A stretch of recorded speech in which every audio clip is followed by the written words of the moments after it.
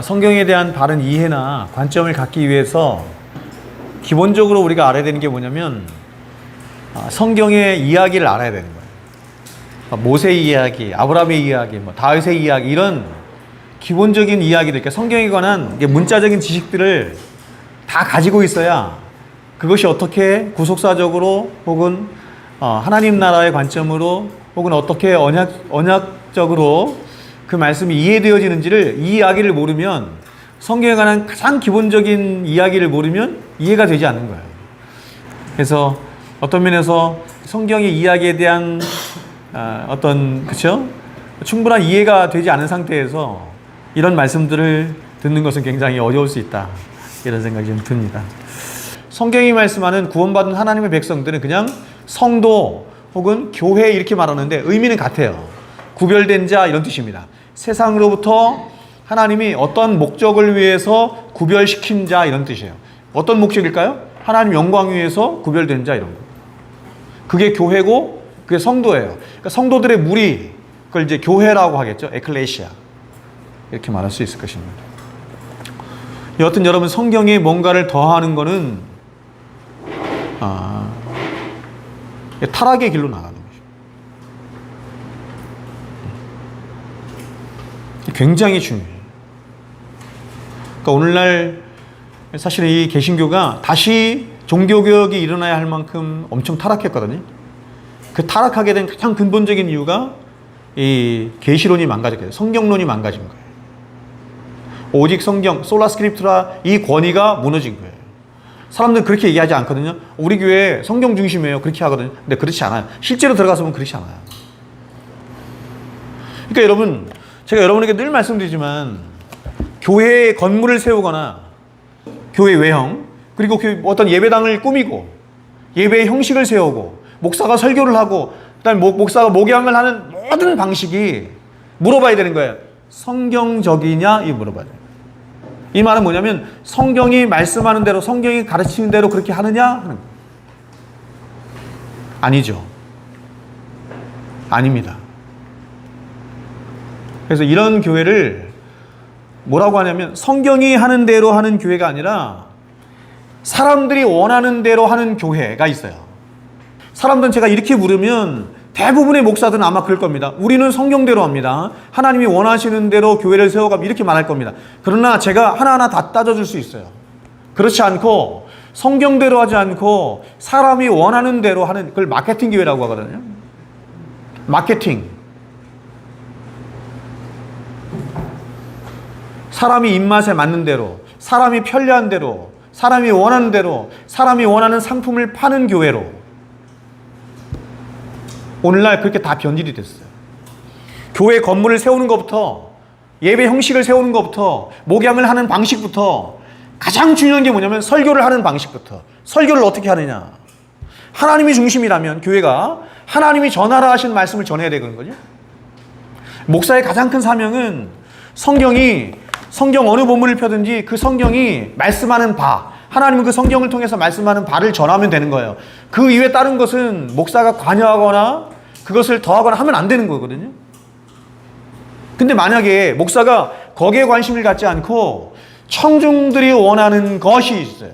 청중들이 원하는 건 뭘까요? 오늘날 예배에 와서, 교회에 와서 행복해지길 원하는 거예요. 감동받길 원하는 거예요. 그렇죠? 그런 거에 초점을 맞춘다고 한다면 설교도 그렇게 되는 거죠. 어떻게 하면 사람을 감동할까? 어떻게 하면 사람을 기쁘게 할까? 어떻게 하면 사람을, 그렇죠? 행복하게 할까? 그래서 어떻게든 감동을 주고, 그래서 이 사람들을 변화시키는 게 목적이다, 이렇게 한 거예요. 저는 그때 몰랐어요. 그런데 그 생각은 굉장히 위험한 생각인 거예요.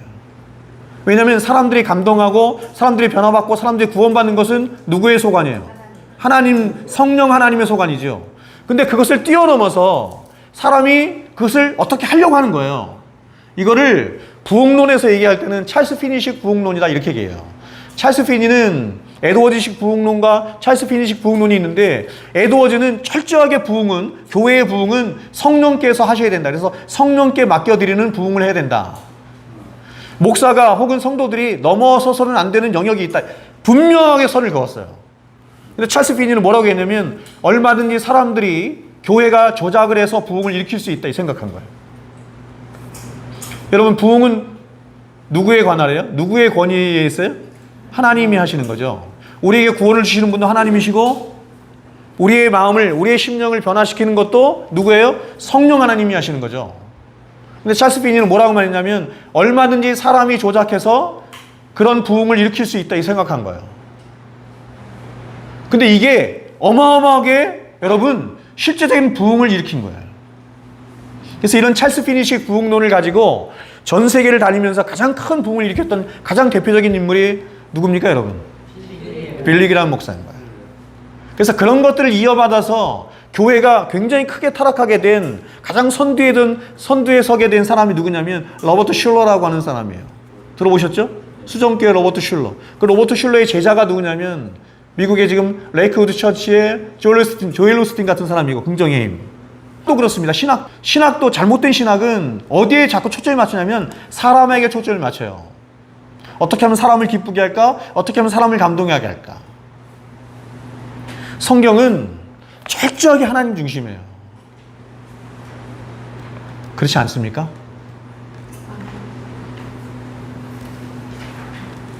저는 그렇게 믿어요.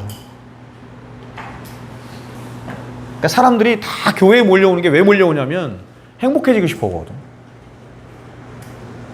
다 자기 중심이에요.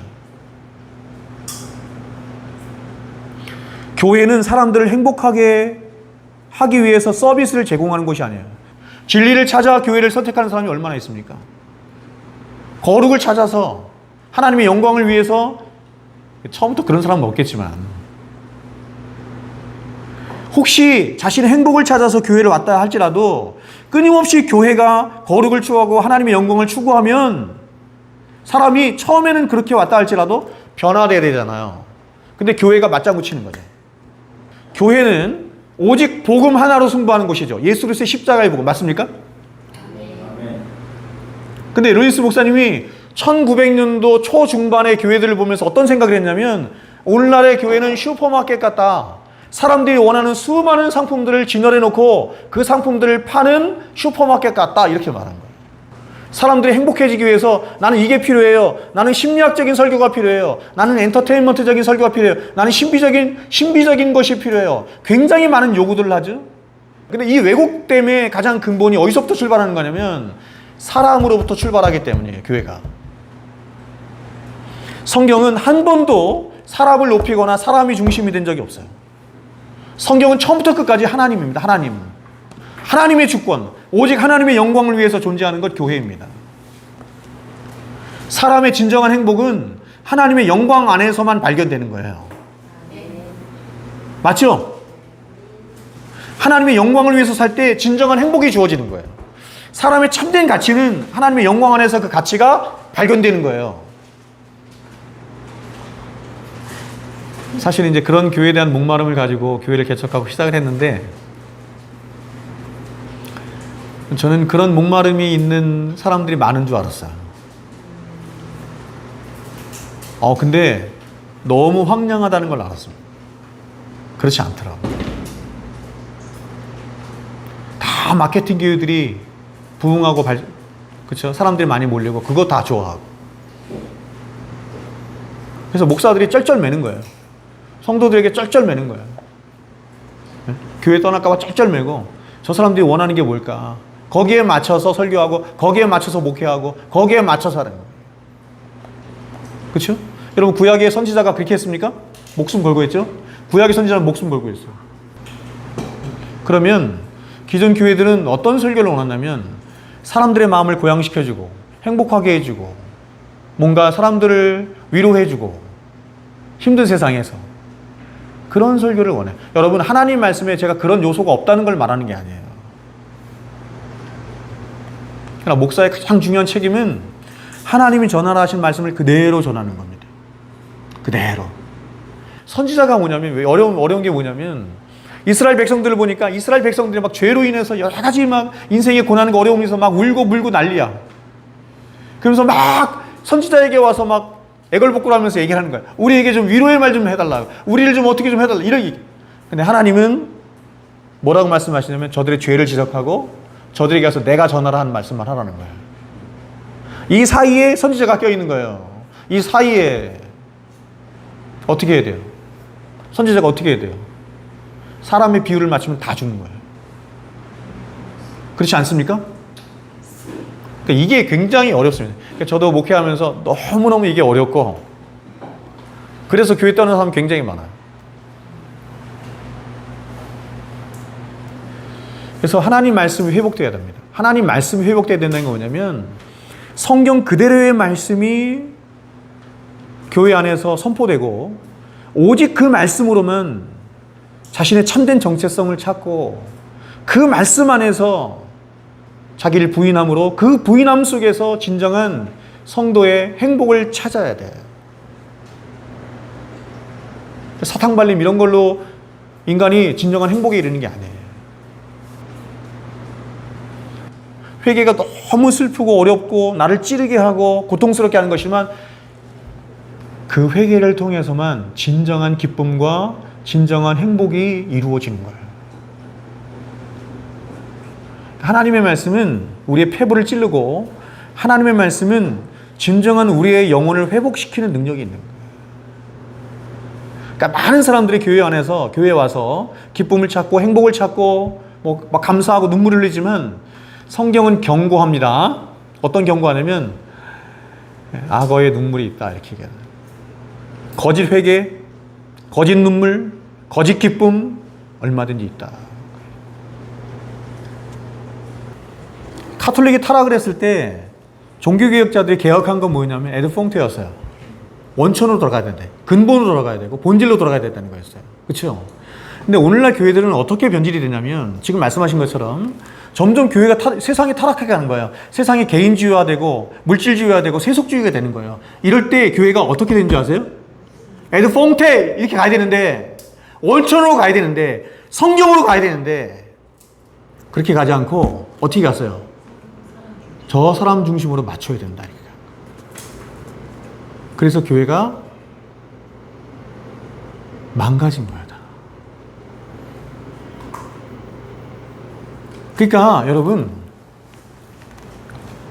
사람들이 생각하는 부흥하고 성경이 말하는 부흥은 완전히 달라요. 저는 오늘날 한국교회가 무슨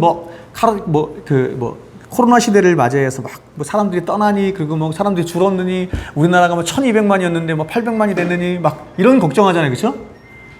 그런 걱정 택도 없는 얘기다, 저는 생각해요.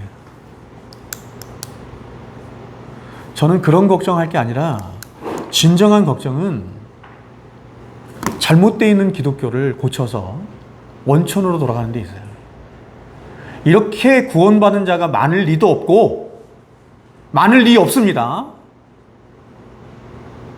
미국의 가장 경건한 목사님들이 이렇게 모였어요.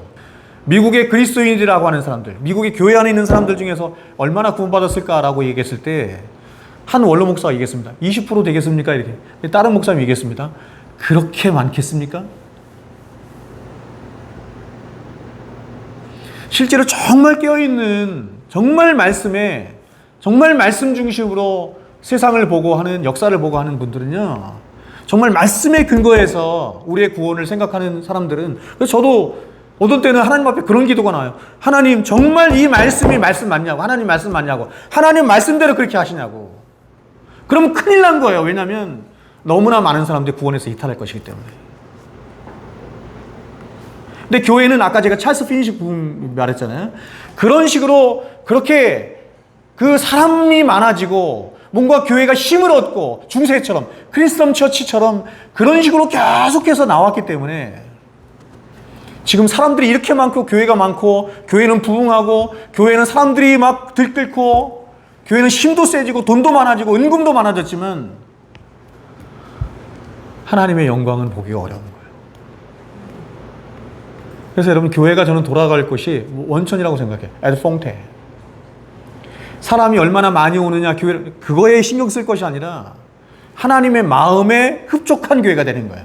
하나님이 원하시는 말씀을 전하고 하나님이 원하시는 교회를 세우고, 사람이 오지 않는다 할지라도 그런 용기가, 그 종교개혁 당시에 그런 종교개혁자들의 용기가 오늘날 교회에 있어야 된다 이렇게 생각해요. 용기가 없는 것도 있고, 첫 번째는 용기가 없는 것도 있고, 더 근본적으로는 뭐냐면 저는 복음을 모른다고 생각해요. 복음을 모르고 많은 목사들 중에 그리스도인이 아닌 자들도 많다고 생각해요. 그리스도인이 아닌데 목사가 된 거예요. 그럴 수 있다고 생각합니까? 예. 교회가 고민이 되는 게 뭐냐면 세상이 점점 이렇게 가고 있는데 교회는 어떻게 합니까? 그러면 그럴수록 교회는 근본으로 가야 돼요. 말씀으로 가야 되고 본질로 가야 돼요. 그리고 지금 지사님 말씀하신 것처럼 세상은 그렇게 가게 돼 있어요. 왜 그렇죠? 성경이 그렇게 말씀해요.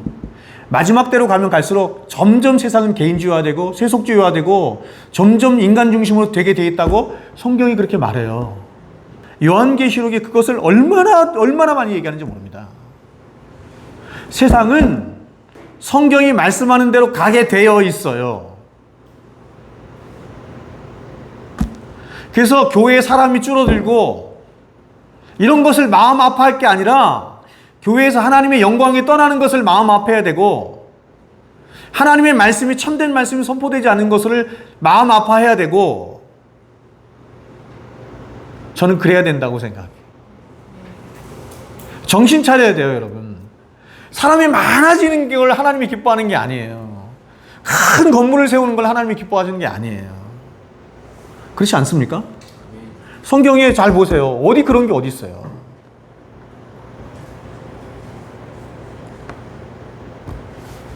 그래서 여러분, 우리가 용기를 가져야 돼요. 용기. 그런데 눈 돌리지 않고 용기를. 저를 위해서도 기도했어요. 왜냐하면 제가 최전선에 있으니까. 근데 저도 용기를 잃을 때가 얼마나 많이 있는지 몰라요. 얼마나 낙심할 때가 많은지 몰라요. 성경이 말씀하는 대로 갑니다. 성경이 말씀하는 대로. 그냥 대안은 없어요. 그냥 본질로 가는 거예요. 저는 그거라고 생각해요. 그러니까 제가 오늘 이렇게 그 기독교 신문이나 아니면 기독교 매체나 이런 걸 딱 보면 자꾸 사람들이, 오늘날 목사들이 예를 들어서 주일학교가 죽어가요. 주일학교가 죽어가. 자꾸 사람들이 교회를 떠나. 코로나 시대를 맞이해서 자꾸 뭐 어떻게 해. 그러면서 그 사람들이 막 머리를 맞대고, 보세요. 사람들이, 목사들이 모여서 머리를 맞대고 고민하는 거야. 이거 어떻게 해야 되나? 어떻게 해야 되나? 어떻게 해야 되나? 어떤 프로그램을 발견해야 되지? 우리는 저 사람들의 마음을 얻기 위해서 우리는 어떻게 해야 되지? 저 사람들을 교회로도 오게 위해서 어떻게 해야 되지? 이런 고민을 한다니까요. 잘못된 고민이에요. 그럼 어떤 고민을 해야 되느냐? 우리는 어떻게 하면 하나님이 기뻐하시는 성도로, 신앙으로, 교회로 회복돼야 하나? 그 고민을 해야 되는 거예요. 그러니까 제가 이렇게 막 이렇게 기독교 매체나 이런 걸 보면 정말 우습습니다. 겨우 생각해낸 것들이 그런 거예요. 무슨 뭐 카페 교회를 하고, 그 다음에 뭐 세상 사람들이 뭐 이렇게 뭐가 어렵고 힘들고 막 그런데 그런 데 대해 막 이렇게 막 포커스를 맞춰서, 이것도 똑같은 마케팅이죠. 그런 교회를 한다는 거예요. 네? 어떤 사람은 이렇게 얘기해요. 어떤 목사가 오늘날 뭐 개척한 2년밖에 안 됐는데 100명이 모이는 교회, 이게 막 크게 뉴스가 돼서 나왔더라고. 다 인간적인 생각이에요. 다 인간적인 생각. 어떻게 하면 저 사람들의 마음을 얻었을까 해서 얻은 거예요. 겨우 생각해낸 게 뭐냐면, 그 중에서 하나가 뭐냐면 공동목회를 하는 거래. 공동목회. 그것도 자기 부인하고, 자기 부인도 목사고 나도 목사. 여러 가지 공동목회. 그럼 여러분, 그런 공동목회를 하거나 이런 것들이 과연 성경이 말씀하는 바예요? 사람들이 모여서 의논할 수 있잖아요. 어떻게 하면 교회를 부흥시킬까? 어떻게 하면 사람들을 많이 모으게 할까? 어떻게 하면 저 사람들의 마음을 얻을까? 생각을 하잖아요. 그렇죠? 그럼 그게 교회예요? 교회는 그렇지 않다니까요. 교회는 입법권, 사법권, 행정권이 다 누구에게 있어요? 하나님께 있어요. 주인이 하나님이세요.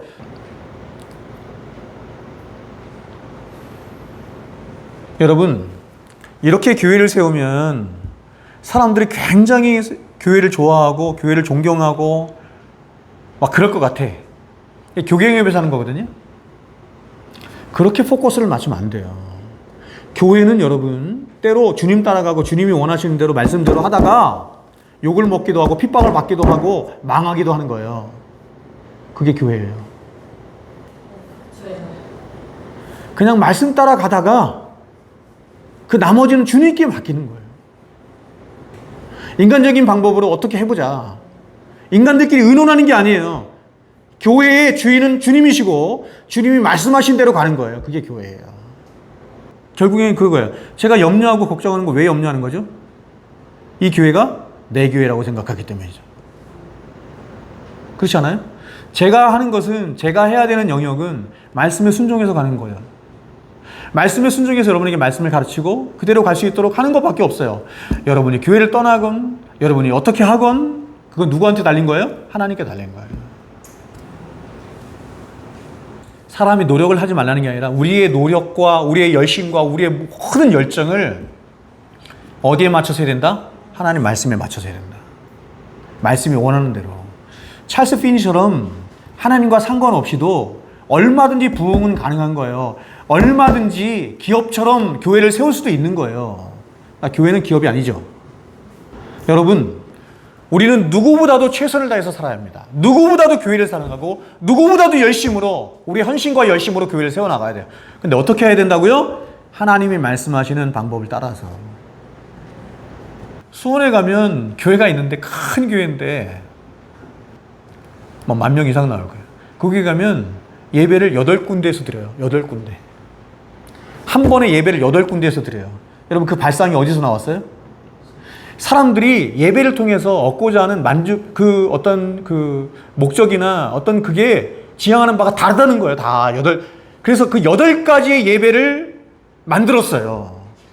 사람들이 원하는 8가지 예배를 만들어서 청중들에게, 소비자들에게 그 예배를 제공해 주는 거예요. 여러분들이 원하는 예배 가십시오. 전통 예배 원합니까? 거기 가시고. 막, 그쵸, 소리치며 막 그런 예배, 그걸로 가시고. 8개의 예배예요. 여러분, 교회를 세우는 것부터, 그러니까 저는 오히려 예전에 우리 선배 목사님들이 훨씬 더 하나님 앞에 경건했다고 생각해요. 두려움이 있었다. 그래서 여러분, 교회를 만들 때 다 어떻게 했어요? 네모 반듯하게 만들었죠. 그렇죠? 직사각형으로. 왜 그렇게 만들었는지 아세요? 다 하나같이? 교회가? 성막이에요. 성전 모양이에요. 성경에서 말하는 성전, 그렇게 지을 필요는 없지만, 그러니까 그런 두려움이 있었다는 거예요. 하나님이 뭘 원하시나. 제가 칼빈 얘기했죠. 칼빈이 얘기할 때, 그의 예전이나 예배나 이런 걸 얘기할 때 칼빈이 이렇게 얘기했어요. 하나님이 원하시는 대까지만 우리는 나간다. 근데 루터는 어떻게 했냐면, 하나님이 말씀하시지 않은 것은 우리가 얼마든지 할 수 있다. 어느 게 더 여러분 하나님을 두려워하는 거예요? 여러분, 어떤 게 더 성경적인 거예요? 생각해 보시라고. 지금 오늘날 교회들이 겉모양이든 예배 형식이든 뭐 말씀이든 형태든 모든 게 다 정말 성경이 말씀대로 맞습니까? 저는 여러분 평생 이거 연구하고 공부한 사람이잖아요. 정말 수만 가지 얘기할 수 있어요. 다 사람에게 포커스가 맞춰지고 사람에게. 그러니까 가장 잘못된 것 중에 잘못된 게 뭐냐면, 뭐 다른 건 좀 이렇게 좀 용납하고 용서할 수 있는데 뭐냐면, 말씀이 그런 거예요. 말씀이. 하나님의 말씀이 다 사람 중심이 됐어요. 사람 중심. 여러분, 여기 서 있는 목사는 앵무새예요. 앵무새. 어떤 앵무새냐면, 하나님이 전달하신 말씀을 그대로 전해야 할 사명이 있는 앵무새. 여러분들을 구원하시고, 여러분들을 변화시키시고, 여러분들 역사, 그 모든 책임은 누구에게 있냐면 하나님의 소관이고 하나님께 달려있는 거예요. 제 소관이 아니에요. 말씀. 그래서 여러분, 그렇게 제가 관심을 가지니까 저는 여러분, 설교 준비를 하거나 공부를 하거나 어떤 공부를 하고 어떤 설교 준비를 하겠죠? 성경을 펴서 이 말씀이, 하나님이 이 말씀 속에서 무슨 말씀을 하기를 원하시나, 여기에 관심을 갖겠죠. 그렇지 않습니까? 그러나 어떤 사람은 이렇게 관심을 가질 수 있는 거야. 야, 내가 지금 이 본문을 가지고 저기 이번 주일날 올 성중들을 내가 구워 삶아 먹어야 되는데, 저 사람들에게 어떻게든 은혜를 끼치고 저 사람들에게 어떻게든 감동을 줘야 되는데 어떻게 해야 되나? 그러면 여러분 설교 준비하는 게 완전히 달라지는 거예요. 그렇죠?